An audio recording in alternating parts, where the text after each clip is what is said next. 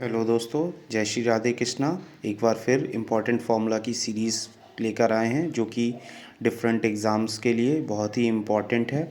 First है P V equal to R T, ये 1 mole gas के लिए आइडियल गैस इक्वेशन है। सेकेंड फार्मूला है root mean square velocity is inversely proportional to 1/√m। इससे हम न्यूमेरिकल फॉर्म में इस फॉर्मूले की फॉर्म में भी कन्वर्ट कर सकते हैं। थर्ड फार्मूला है सी पी, थर्ड फार्मूला है Mayer formula C P minus C V equal to R. और fourth formula gamma equal to C P upon C V equal to 1+2/n। Very important formula for all exam where if b increases the number of mole then decreases the value of gamma।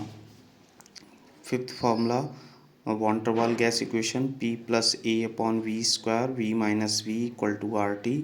और इसको हम P की form में इस तरह से भी कर सकते हैं क्योंकि एग्ज़ाम में फॉर्म चेंज करके फॉर्मूला पूछा जा सकता है। इसको हम P equal to R T upon V minus a upon V square की फॉर्म में भी डिनोट कर सकते हैं। Six formula V C equal to 3v। And third formula T C equal to 8a/27 br, P C equal to a/27 v²।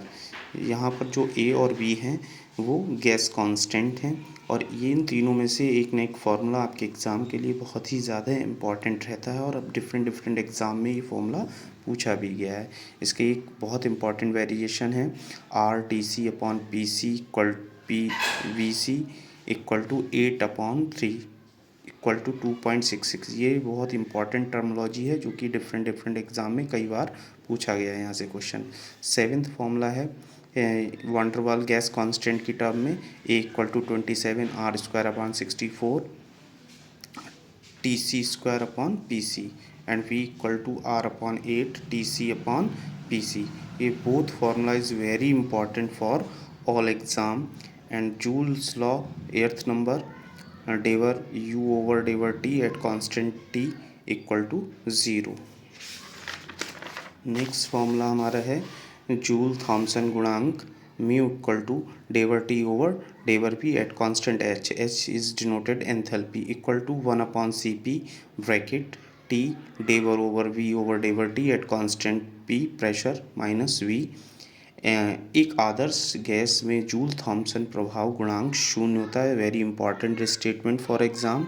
And next formula delta T D T equal to P1 minus P2 upon C P bracket 2a upon R T minus A.